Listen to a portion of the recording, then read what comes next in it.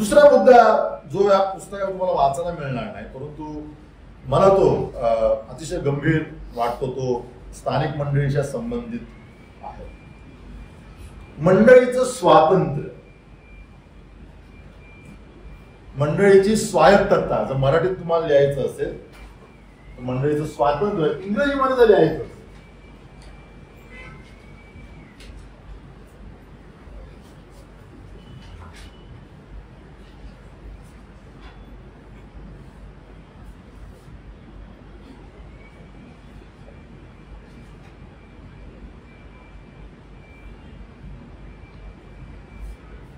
Autonomy किंवा दुसरा शब्द ऑटोनॉमस, त्याला मराठीमध्ये स्वातंत्र्य किंवा अधिक चांगला शब्द जर पाहिजे असेल तर त्याला स्वायत्त म्हणू शकतो.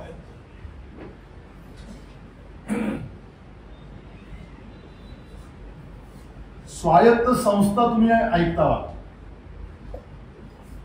काही संस्थांविषयी असं आपण वाचतो, ही संस्था स्वायत्त ऑटोनॉमस आहे.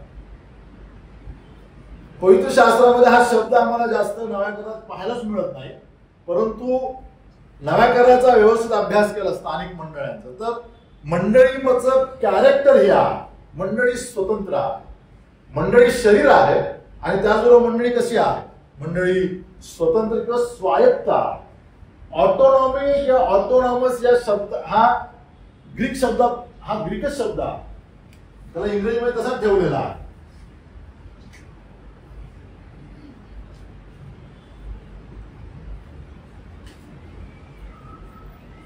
हा ग्रीक शब्द आहे ऑटोनॉमी, ऑटोनॉमिया.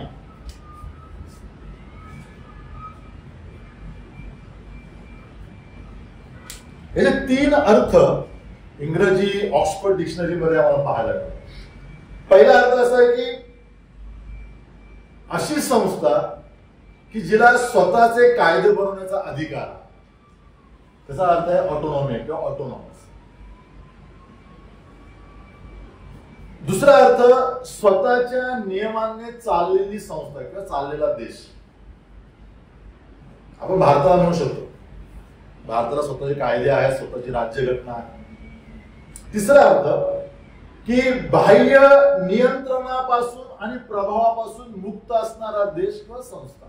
म्हणजे स्वायत्त संस्था जसं आपण म्हणतो, ती संस्था संस्थेची बाहेरच्या लोकांचा दबाव नसतो, त्या संस्थेमध्ये आतमध्ये जे मंडळ आहे तेच तिला संस्था चालवते.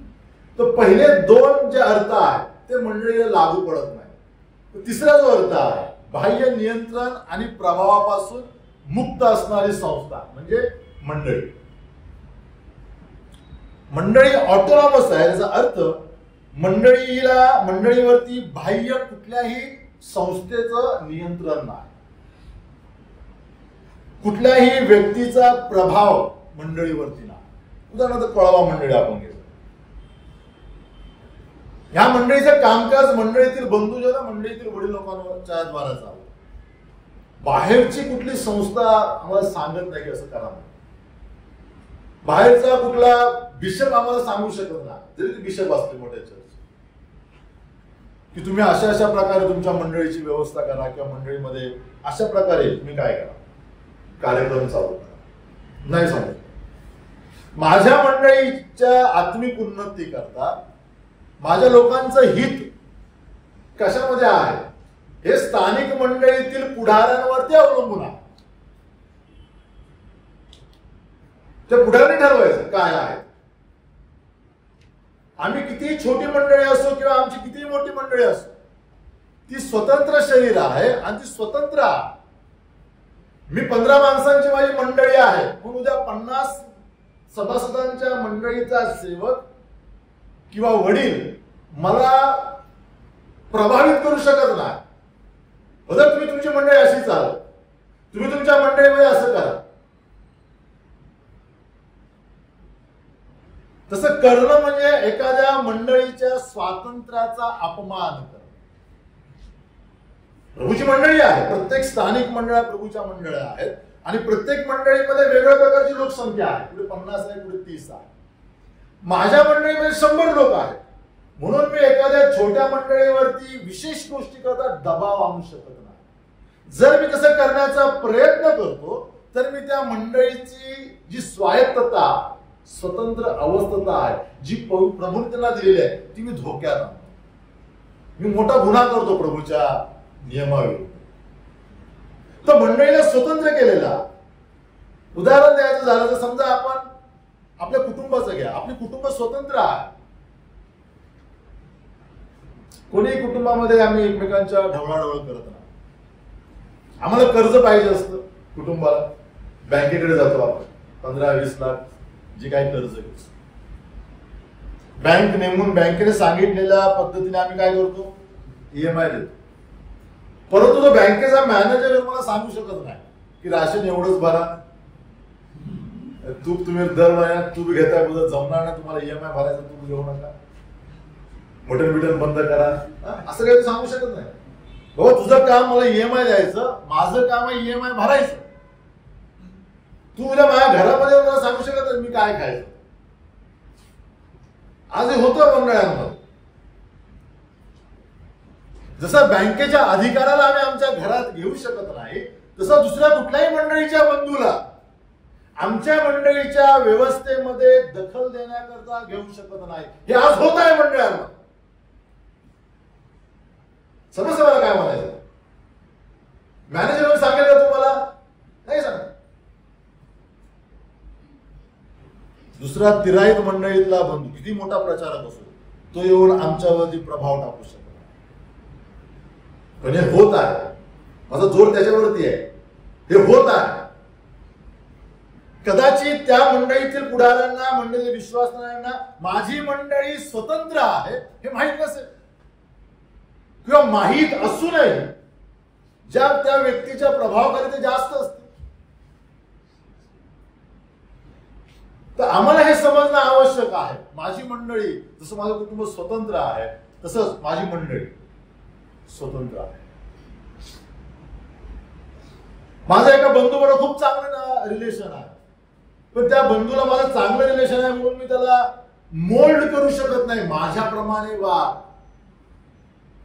बदल नाही, असं करा, तिकडे तसं तसं नाही, असं करा, हे जसं मी करू शकत नाही, तसंच त्या बंधूच्या मंडळीमध्ये देखील त्याने काय करायचं आहे तो विचारला मला.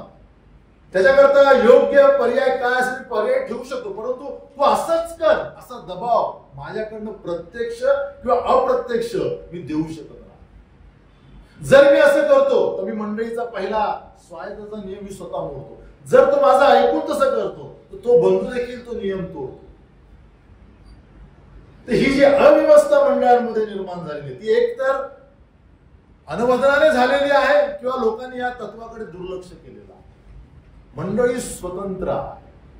तुम्ही पौलाचं वर्तन, पौलाची पत्र जर आम्ही पाहिली तर आम्हाला त्याच्यामध्ये हा उल्लेख वारंवार पाहायला मिळतो. जशी मंडळी स्वतंत्र आहे तशी मंडळी परस्परावरती अवलंबून आहे. एकमेकांवरती आम्ही अवलंबून आहोत. म्हणजे वसई मंडळी तुम्ही तुमच्याकडे वचन सांगायला येऊ शकतो. औरंगाबाद मंडळीतून शेवगावमध्ये बंधूजन येऊ शकतात वचन सांगायला. तुम्ही दुसऱ्या ठिकाणी जाऊन कार्यक्रमाला सहभागिता देऊ शकता.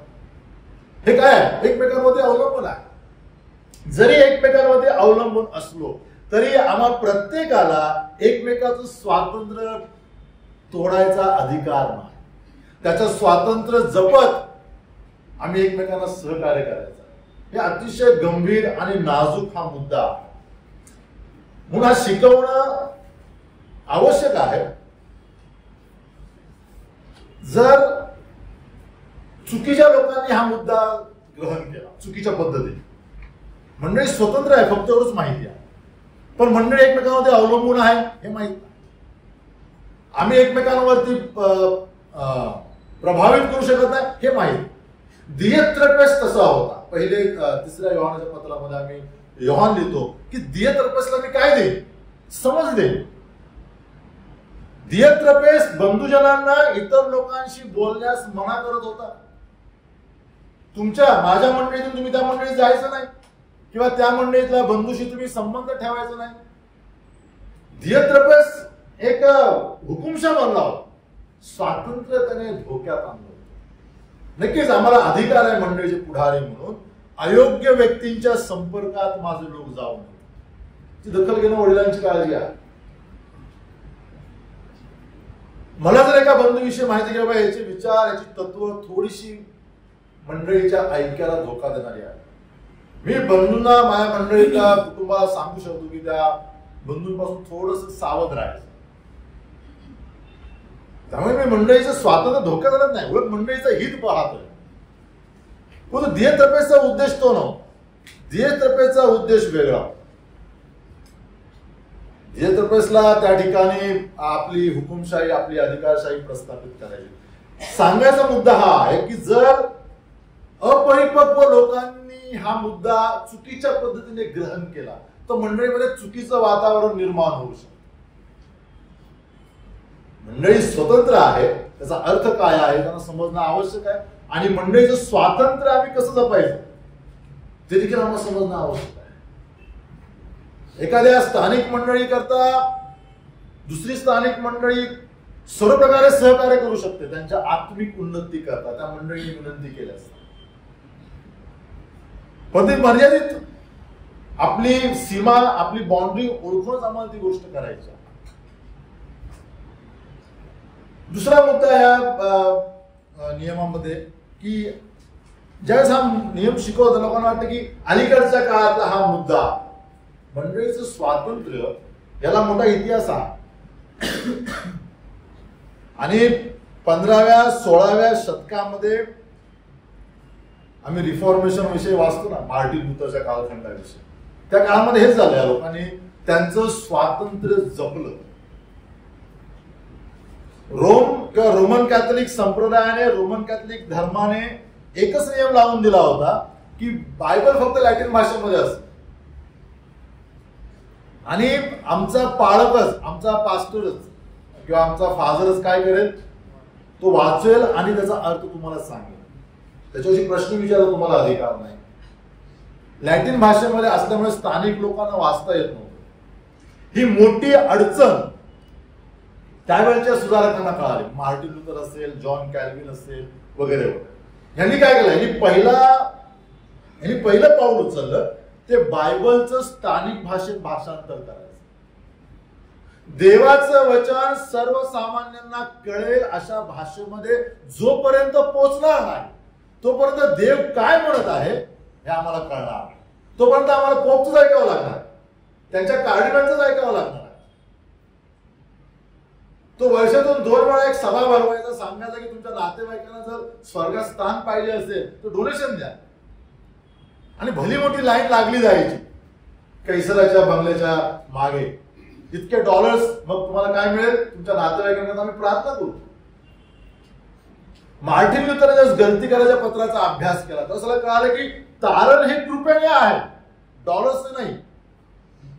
आणि म्हणून त्याने विरोध केला, अज्ञातवासात गेला, लपून राहिला आणि बायबलचं नव्या कराराचं भाषांतर त्याने केलं जर्मन भाषेत. आणि मग सगळ्या लोकांच्या जीवनामध्ये एक वेगळं परिवर्तन आलं की पाळक साहेब तुम्ही खोटं शिकवता. आतापर्यंत आमच्याकडे डोनेशन घेतलं नातेवाईकांकरता, चुकीच्या पद्धतीने घेतलं. आमच्या नातेवाईकांनी प्रभूला स्वीकारलंच नाही, ते नरकात आहेत. तुम्ही त्यांना प्रार्थना करून कसं काय टाकणार स्वतः? $5 द्या, $10 द्या. तर या लोकांनी मंडळीचं स्वातंत्र्य निर्माण केलं त्या ठिकाणी की आम्हाला अधिकार आहे देवाचं वचन जाणून घेण्याचा आणि त्याप्रमाणे चालण्याचा. 3 पैलू आहेत मंडळीच्या स्वातंत्र्याचे. 10 मिनिटात ते पैलू सांगून मग आपण हा मुद्दा बनवू.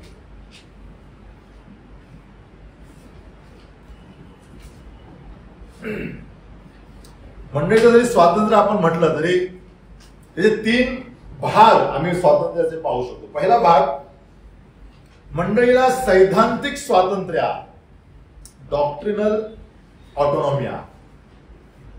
म्हणजे काय, म्हणजे देवाच्या वचनांचा अर्थ लावून सर्वसामान्य लोकांना मार्गदर्शन करण्याचा अधिकार मंडळीला. आणि म्हणून आम्ही प्रचारक बोलवतो वेगवेगळ्या विषयांकरता कॅम्पच्या स्वरूपामध्ये की जे विषय दुर्लक्षित राहिलेले आहेत शिकवण्याकरता त्या विषयांना पुन्हा एकदा अतिशय स्पष्टपणे इतर सेवकांकडे किंवा इतर प्रचारकांकडे मंडळीला शिकवलं जावं. तो त्या या अधिकारामध्ये मोडणारा भाव आहे. त्याचबरोबर देवाच्या वचनातील काही गंभीर गोष्टींचा अर्थ काय आहे सांगण्याचा अधिकार मंडळीला. प्रेषितांची कृत्य 15व्या अध्यायामध्ये यरुशलेममध्ये धर्मसभा भरली. सुवार्थ कार्य झाल्यानंतर पेत्र, योहान, याकोब हे सगळे त्या ठिकाणी जमले आणि त्यांनी एका गंभीर मुद्द्यावरती चर्चा केली. त्यांच्यासमोर एक मुद्दा असा आला की आम्ही परराष्ट्रीयांकडे सुवार्थ सांगायला जात आहोत. आतापर्यंत आम्ही यहुद्यांना सुवार्थ सांगितलं, परंतु आमचा संबंध आता परराष्ट्रीयांबरोबर आलेला. ते मूर्तीपूजक आहेत आणि त्यांचे वेगवेगळे आचार विचार. मग उद्या ह्यांनी प्रभू येशू ख्रिस्तावरती विश्वास ठेवल्यावरती त्यांना कोणते नियम लावून द्यावेत याविषयी धर्मसभा होती. पेत्राने भाषण केलं, याकोबाने भाषण केलं आणि मग त्याच्यामध्ये काही गोष्टी निश्चित केल्या. 6 ते 20 वर्षांनी पाहतो की गळा दाबून मारलेले प्राणी तुम्ही खाऊ नका, मूर्तीपूजा करू नका, जारकर्म करू नका वगैरे वगैरे असे नियम त्यांनी परराष्ट्रीय विश्वासनांना लावण्याकरता तयार केले. हे कुठे सिद्ध कुठे निश्चित झालं? हे यरुशलेमेच्या धर्मसभेमध्ये निश्चित झालं की प्रेषित ज्यावेळेस सुवार्थ सांगायला यरुशलेमेच्या बाहेर जातील त्यावेळेस क्रायटेरिया काय राहील परराष्ट्रीयांना सुवार्थ सांगता. उद्या जर परराष्ट्रीयांनी प्रभू येशू ख्रिस्तावरती विश्वास ठेवला, ते जर समूहामध्ये सहभागी झाले तर त्यांची जीवनशैली कशी असावी हे निश्चित केलं धर्मसभेने. तर सैद्धांतिक स्वातंत्र्य आहे मंडळीला निश्चित करण्याचं एखाद्या सिद्धांताचा अर्थ काय आहे. आता आपल्या मंडळींची अवस्था काय? धर्मसभेमध्ये सांगितलं, प्रेषितांनी फॉलो केलं. आम्ही सगळे म्हणतो आमची नव्या घराची मंडळी आहे, परंतु महाराष्ट्रातील किंवा भारतातील सगळ्या बदल मंडळींची अवस्था सारखी नाही. 50 मंडळ एका नियमाला मानतात, 50 मंडळ एका नियमाला मानत नाही. महाराष्ट्रातली काही मंडळ दागिन्यांविषयी बोलतात, काही मंडळ दागिन्यांविषयी गप आहेत.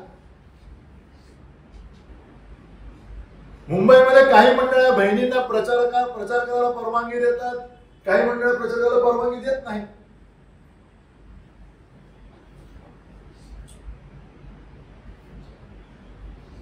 अडचण आहे. आणि त्याकरता अशा परिस्थितीमध्ये विश्वासणाऱ्यांकडे मार्ग एकच आहे, देवाचं वचन या बाबतीत काय सांगतं. मग आम्हाला देवाच्या वचनाच्या पक्षात निर्णय घेणं आवश्यक. अनेकदा म्हटलं तर मंडळात एक शरीर आहे, परंतु एक मन नाही. आमची एक तत्व नाही.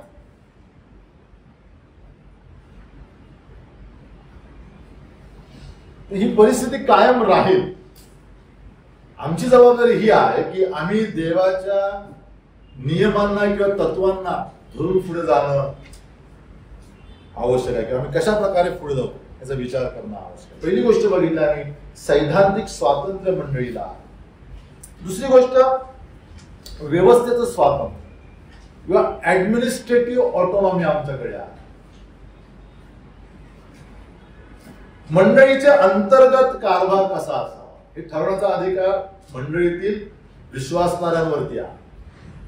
आता आम्ही एक विशेष क्लासचं आयोजन केलेलं आहे. जरी अमावस बायबल क्लास असला तरी अमावसच्या अधिकाऱ्यांनी आम्हाला सांगितलं नाही असं करा, असं करा, तसं करा किंवा काही व्यवस्था करा. नाही, हे मंडळीतल्या बंधूंनी ठरवलं कशा प्रकारे टाइम टेबलचं नियोजन करण्यात येईल, रेकॉर्डिंग करण्यात येईल, जेवण मागवण्यात येईल. या आतल्या गोष्टींचा आतल्या अधिकाऱ्यांचा भाग आहे. मला त्या दिवशी 4 तास लेट झाला. मग त्या 4 तासाच्या आतमध्ये एक व्यवस्था आपण ठरवली. तो वेळ कसा घालवायचा, वचनामध्ये घालवायचा, प्रार्थनेत घालवायचा, गीतामध्ये घालवायचा. तो व्यवस्था अव्यवस्थेमध्ये काय करायचं हे त्या स्थानिक मंडळीच्या सर्वस्वी अधीन आहे. ती मंडळी पाहून गेली. आम्ही फोन करणार नाही अमावस हेडक्वार्टरला, हेडक्वार्टर नाही म्हणा, परंतु आपण बोलू शकतो असं असं झालं, काय करायचंय का, इनामदारांना 4 तास लेट होतं, काय करू, नाही आम्ही सक्षम आहोत, आम्हाला पवित्र आत्मा आहे, आमच्याकडे देवाच्या वचनांचं आवश्यक ते ज्ञान आहे, आम्हाला माहिती आहे व्यवस्था काय करू शकतो.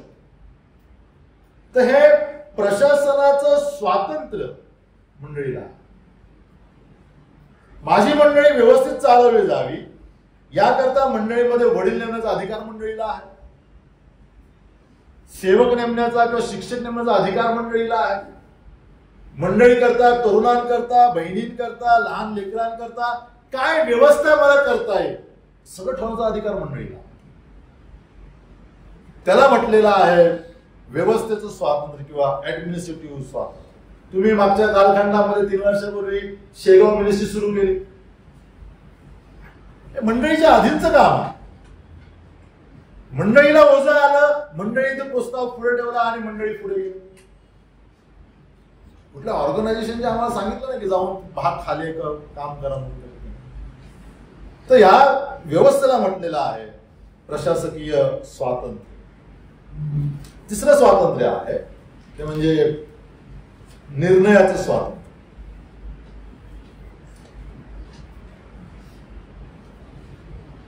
माझ्या मंडळीतील आराधना कोणत्या दिवशी असावी, बायबल स्टडी कोणत्या दिवशी असावा, सकाळी, दुपारी की संध्याकाळी रविवारची आराधना असावी, ज्या काही बाबीचे निर्णय आहेत ते निर्णय घेण्याचं स्वातंत्र्य मंडळीला. कोणाला सहभागितेत घ्यायचा अधिकार, याचा निर्णय घ्यायचा अधिकार मंडळीला. मी अवतळे बद्दल सांगू शकत नाही, ब्रदर तू बंधू आहे, तुला काय करा, भाकर मोडायला संमती द्या. बदल मला विचारू शकत, बदल साक्षी विषय कसं काय, त्याबद्दल जाऊ देत, आपलाच मनुष्य आहे, सांभाळून घ्या असं मी त्यांना बोलू शकत नाही. माझ्या लक्षात, आपलाच बंधू आहे, सांभाळून घ्या असं मी त्यांना सांगू शकत. जरी मी सांगितलं तरी तो त्यांचा अधिकार आहे, बदल नाही. त्याचं जीवन असं आहे, तू येऊन बसू शकतो, पण आम्ही त्याला भाकर मोडण्याकरता काय करू शकत नाही, संमती देऊ शकत. म्हणजे माझं नातं किती चांगलं असू देत मंडळीतील वडिलांशी, सेवकांशी, तो त्या सेवकांचा, त्या मंडळीच्या पुढाऱ्याचा निर्णय घेण्याचा अधिकार आहे की त्यांनी काय करावं.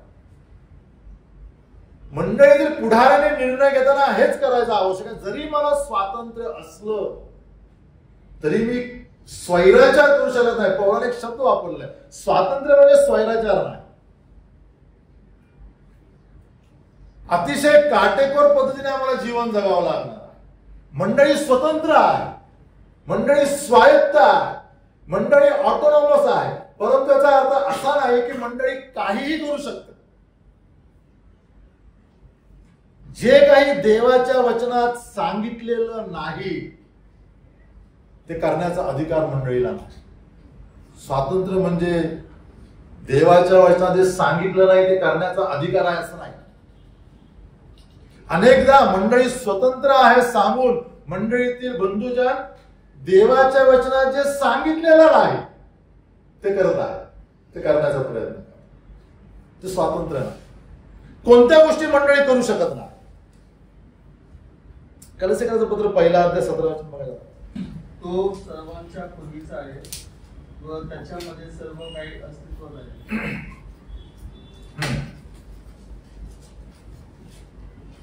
त्याच्यामध्ये सर्व काही अस्तित्वात आहे. मंडळीला देवाच्या वचनांची मर्यादा घातलेली आहे. प्रत्येक मंडळीला, ख्रिस्ताच्या मंडळी, आणि म्हणून तो सर्वांच्या वर आहे. मंडळीचा मस्तक प्रभू सगळ्यांच्या वर आहे. मंडळी जरी स्वतंत्र असली तरी मंडळी ख्रिस्ताच्या वचनाचा अधिकार उल्लंघू शकत नाही. तो अधिकारच नाही. जर मंडळी उल्लंघन करते त्या ख्रिस्ताच्या वचनांचा, भयंकर पाप करते.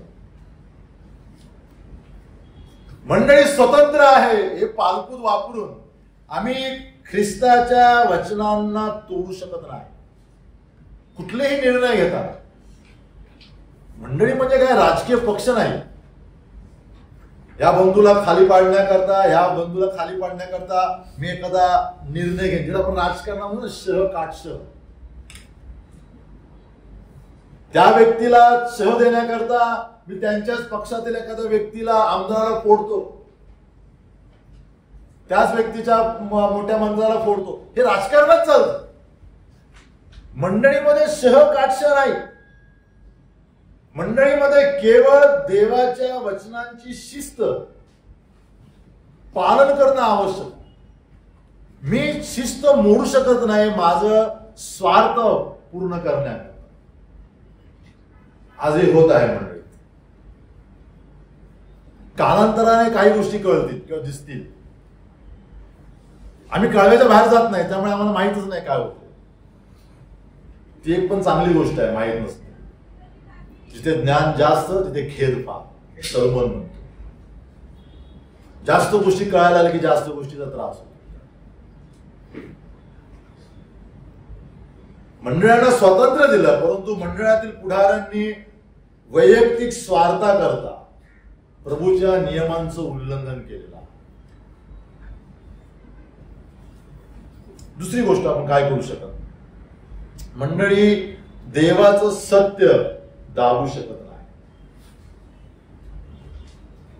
देवाच्या वचनांचं सत्य दाबू शकत नाही. कधी दाबलं जातं सत्य?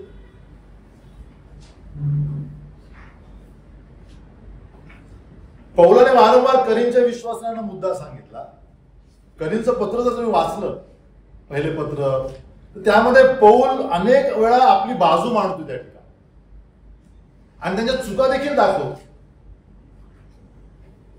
कशा प्रकारे तुम्ही कुरघोडी केली देवाच्या वचनांवरती हे अतिशय सौम्यपणे सांगतो. म्हणजे व्यक्तिगत हितसंबंध जपण्याकरता मंडळी देवाच्या वचनाचं सत्य दाबू शकते. जे सत्याला धरून नाही त्याला मंडळीमध्ये स्थान न देणे हा एक उत्तम मार्ग. परंतु अनेकदा दबावाला बळी पडलं जातं मंडळी किंवा मंडळीतील विश्वास. मंडळी स्वतंत्र आहे, परंतु मंडळी देवाच्या वचनाचं सत्य दाबू शकत नाही. मंडळी देवाच्या वचनांच्या नियमाचं उल्लंघन करू शकत नाही. ते मोठं पाप आहे. पवित्र आत्मा खिन्न होतो. पवित्र आत्मा काम करायचं बंद करतो. जो अधिकार मी तुमच्या इतरांच्या हिताकरता दिलेला आहे त्या अधिकाराचा गैरवापर ज्यावेळेस आम्ही करतो त्यावेळेस पवित्र आत्मा शांत होतो. आता मंडळीचं स्वातंत्र्य जपण्याकरता आमची जबाबदारी काय? घारी म्हणून एक सामान्य विश्वास. हा मुद्दा अतिशय पुढाऱ्यांशी जास्त जवळीचा आहे. बंगल्याने जरा जास्त थोडंसं लक्ष देणं आवश्यक आहे. कारण ज्या ज्या वेळेस मंडळीच्या अधिकारांचा प्रश्न येतो सर्वसामान्य विश्वासांशी जास्त संबंध येत नाही. मंडळीचे जे जबाबदारी बंधू आहेत त्यांच्याशी. अनेकदा मंडळीतील पुढाऱ्यांना इतर मंडळातील समस्यांविषयीची माहिती होती. ऐनकेन प्रकार. उदाहरणार्थ समजा मला एखाद्या मंडळीविषयीच्या समस्येविषयी अंतर्गत माहिती पडली. माझं काम काय आहे बाबा? मंडळीचं स्वातंत्र्य मी कसं काय जपायचं त्या मंडळीचं. मला विचारलं जाईल कदाचित अशी समस्या आहे काय करावं. वचनाप्रमाणे जितकं आहे तितकं सांगणं आणि बाजूला होणं ही माझी जबाबदारी आहे. पण मी काय करतो, मी त्या समस्येमध्ये जास्त हस्तक्षेप करतो. मला कळतं की समोरचा बंधू माझा शत्रू आहे. शत्रू इन द सेन्स की त्या व्यक्तीबरोबर माझा काहीतरी वाजलेला आहे. मग मी माझा व्यक्तिगत राग काढण्याकरता ज्याने माझ्याकडे प्रकरण आणलंय त्या व्यक्तीबरोबर मी अतिशय गुंततो. मी माझी सगळी कामं थांबवतो. मी माझं स्वातंत्र्य आणि मी त्या मंडळीच्या बंधूचं आणि मंडळीचं स्वातंत्र्य धोक्यात आणतो ज्यावेळेस मी व्यक्तिगत पातळीवरती दुसऱ्या मंडळीच्या समस्येमध्ये जास्त गुंततो. मी कोणाला अडवू शकत नाही या भावाला की बा तुझ्या मंडळीची समस्या मला सांगू नको. त्याने मला सांगितली समस्या, त्याच्यावरती उपाय काय हे सांगणं माझं काम आहे. पण त्याच्या पलीकडे जाऊन मी व्यक्तिगत पातळीवरती इन्व्हॉल्व्ह होतो त्या समस्येमध्ये, त्यावेळेस मी त्या मंडळीचं स्वातंत्र्य अडचणीमध्ये आलो. मी या भावाला अशा प्रकारे तयार करतो, ब्रीफिंग करतो या भावाला. तुझं सभा आहे अशा प्रकारे बोल, तुझं सभा आहे अशा प्रकारे बोल. अनेक सेवकांनी अशा प्रकारे ब्रीफिंग करून मंडळांची ऑटोनॉमी धोक्यात आणलेली आहे, स्वातंत्र्य धोक्यात आणलेला विश्वास नाही. मागील 15-20 वर्षाचा कालखंड जो इतिहास आहे मंडळाचा अतिशय वेदनादायी आहे. मंडळीतले पुढारी मंडळीतले विश्वासणारे मंडळीतील पुढाऱ्यांशी एकनिष्ठ नाहीत. जर माझ्या मंडळीतल्या वडिलाशी एकनिष्ठ नाही, मी माझ्या प्रभूशी कसा एकनिष्ठ असतो. आणि त्या अव्यवस्थेचा फायदा अनेक लोक घेऊन वेगळ्या पद्धतीने आपला स्वार्थ पूर्ण करतात. मंडळीचा स्वातंत्र्याचा हा सिद्धांत त्याकरता आवश्यक आहे. मी कुठपर्यंत एखाद्या समस्येमध्ये गुंतायचंय, मला किती अधिकार आहे एका समस्येमध्ये गुंतण्याचा. प्रभू येशू ख्रिस्ताकडे एक व्यक्ती आहे. प्रभू माझ्या भावाला सांगा. प्रभूने काय उत्तर दिलं? चल मी तुझ्या बरोबर बोलव नातेवाईकांना. काय बोला प्रभू? मला तुझ्या घरावर न्यायाधीश कोणी नेमलं? बस आमच्याकडे एखादं प्रकरण आलं की आम्ही न्यायाधीशाप्रमाणे त्या प्रकरणामध्ये कुटुंबामध्ये प्रभू येशू ख्रिस्ताने अतिशय उत्तम उदाहरण आम्हाला घालून दिलं. बाबा तुझा आणि माझा काय संबंध या प्रकरणाचा? जितकं व्यावहारिक मार्गदर्शन मला तुला द्यायचंय तितकं मी दिलेला. आणि पौलाने पवित्र आत्म्याच्या प्रेरणेने अतिशय विचारपूर्वक 1 तिमोथी 3 अध्यायामध्ये वडिलांची आणि डिकनची क्वालिफिकेशन दिलेली आहे. त्याच्यामुळे तो म्हणतो की हा लालची नसावा. मंडळीचे वडील हे लालची नसावेत किंवा डिकन्स आहेत ते लालची नसावेत. थोडक्यात पुढारी लालची नसावेत पैशाचे, ते व्यसनी नसावेत. दुसरी गोष्ट ते बाहेर खाली नसावेत, मौज मजा वगैरे यांच्या अधीन असणारे नसावेत. का म्हटलं पौलाने असं? हे लोक, ह्या स्वभावाचे लोक मंडळीचं स्वातंत्र्य धोक्यात आणणारे आहेत.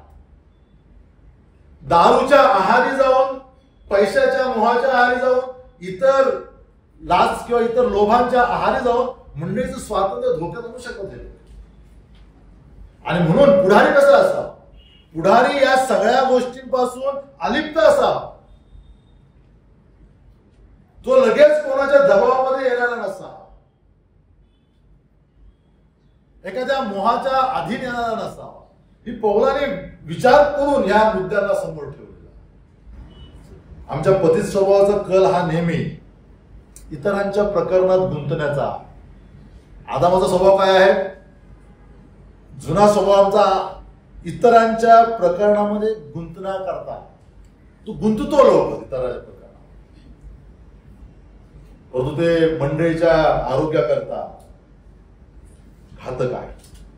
शेवटचा मुद्दा मंडळीच्या स्वातंत्र्याबाबत, तो देखील अलीकडच्या काळामध्ये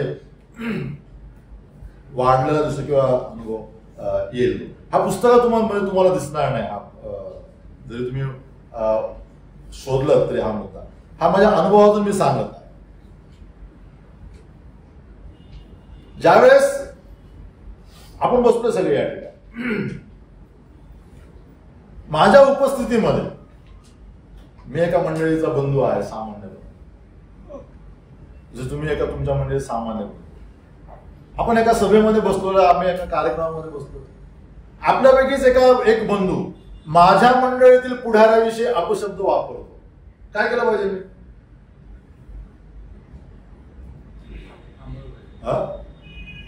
काय थांबवलं पाहिजे, त्याचा निषेध केला पाहिजे. थांबवलं, निषेध केला पाहिजे. बरोबर आहे. त्या पुढचा एक शब्द निषेध केला पाहिजे. माझ्या मंडळीचे पुढारी समजा सोनाने बदल आहे, त्यांच्यामध्ये अनेक उणिवा असतील, माझ्यामध्ये अनेक उणिवा असतील, सगळ्या माणसांमध्ये उणिवा आहे. बायबल आम्हाला स्पष्ट सांगते कोणी परिपूर्ण नाही ख्रिस्त सोडला. मंडळीची व्यवस्था चालवत असताना वेगवेगळ्या अशक्ततांमध्ये वडील आणि पुढारी काम करतो.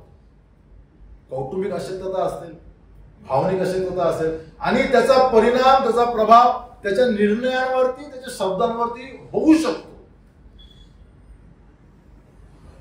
बर, त्याचा बाऊ करून जर कोणी व्यक्ती, तिरायत व्यक्ती माझ्या समोर, माझ्या पुढाऱ्याला काही बडबडत असेल, तुम्ही निषेध करणं आवश्यक आहे. मी त्या सहभागीतून उठणं आवश्यक आहे. जेवायला बसलाय तर जेवण उठणं आवश्यक आहे. पण हे होत नाही.